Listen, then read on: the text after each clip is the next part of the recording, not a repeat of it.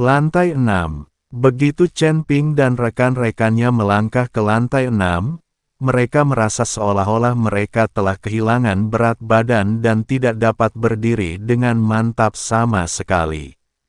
Di hadapan mereka, berdiri seorang wanita mengenakan rok sutra biru tianshui dengan sulaman teratai sutra perak di ujungnya.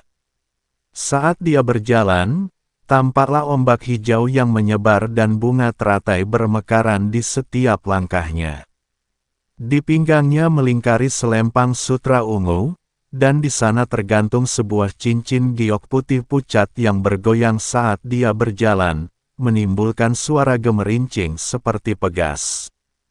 Dia mengenakan gaun kasa merah tua, setipis sayap jangkrik, memperlihatkan pola gelap pakaian dalam seputih salju di bawahnya. Mansetnya dihiasi benang emas dan mutiara kecil, yang bersinar terang di bawah sinar matahari.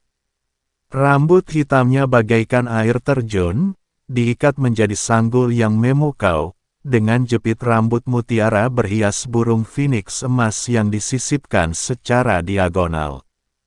Mutiara yang menjuntai dari mulut burung phoenix bersinar saat dia memiringkan kepalanya sedikit, membuat alis dan matanya tampak indah dan bercahaya.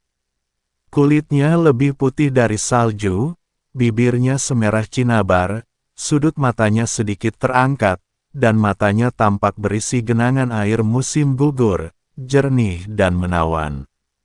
Sepasang liontin manik-manik giok di telinga menambah kesan hidup. Di tangannya ia memegang kipas bundar berhiaskan bunga peoni emas.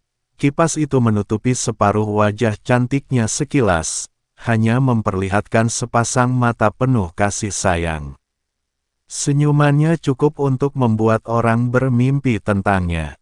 "Tuan Chen, saya sudah lama menunggu Anda."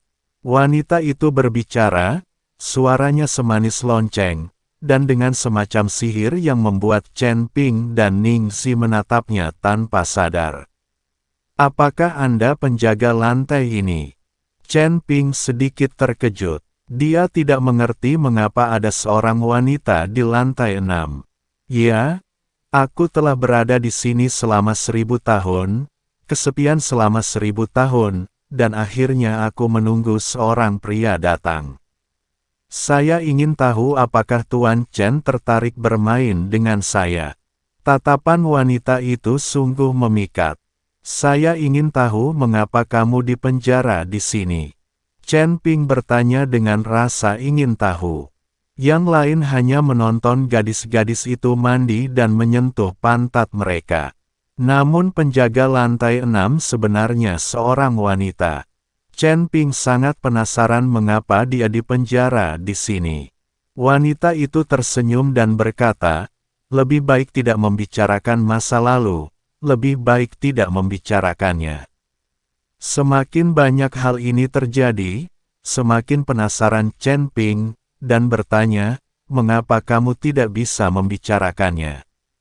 Wanita itu mendesah pelan, "Tidak mungkin seseorang tidak pernah melakukan kesalahan dalam hidupnya. Jika kamu melakukan kesalahan, kamu harus memperbaikinya.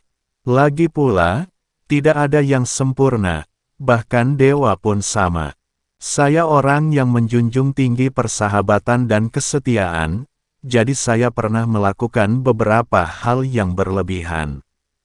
Pada titik ini, wanita itu menggelengkan kepalanya, lebih baik tidak mengatakannya. "Senior, kamu tidak menyentuh pantat gadis itu dan dipenjara di sini oleh ayah dewa emas itu." Chen Ping bertanya, "Jika wanita ini seorang lesbian, itu mungkin saja. Tidak mungkin, aku hanya tidak bisa menahan diri sejenak dan menyentuh pantat dewa emas abadi, jadi aku dipenjara di sini," kata wanita itu dengan malu-malu. Sial, Chen Ping tidak bisa berkata apa-apa. Bahkan Ningxi dan Su Yuki pun kebingungan, tidak mengerti bagaimana bisa ada wanita yang begitu tidak senonoh. "Tuan Chen, aku bersedia menawarkan tubuhku kepadamu sebagai budak." Bisakah kau menyelamatkanku dari penderitaan? Wanita itu menatap Chen Ping dengan penuh kasih sayang dan bertanya. Aku. Chen Ping memandangi penampilan wanita itu dan tatapannya yang menyedihkan, dan benar-benar tersentuh. Wanita ini sungguh menggoda. Yuji, aku sudah membebaskanmu dari segel penjara, tetapi kamu masih berani merayu orang lain. Apakah kamu ingin terjebak di tangga menuju surga ini selamanya? Tepat ketika Chen Ping hendak tergoda oleh wanita itu, sebuah suara keras terdengar. Aku tidak berani, aku tidak berani. Yuji melambaikan tangannya dengan tergesa-gesa, dan kemudian tangga menuju lantai 7 pun muncul. Tuan Chen, Anda bisa naik. Aku hanya bercanda denganmu tadi. Jangan dianggap serius. Chen Ping melirik Yuji dan tahu bahwa wanita ini pasti ingin mendapatkan beberapa keuntungan darinya, tetapi tidak ingin ketahuan. Chen Ping membawa Ningxi dan Su Yuqi ke lantai 7 dengan angkuh.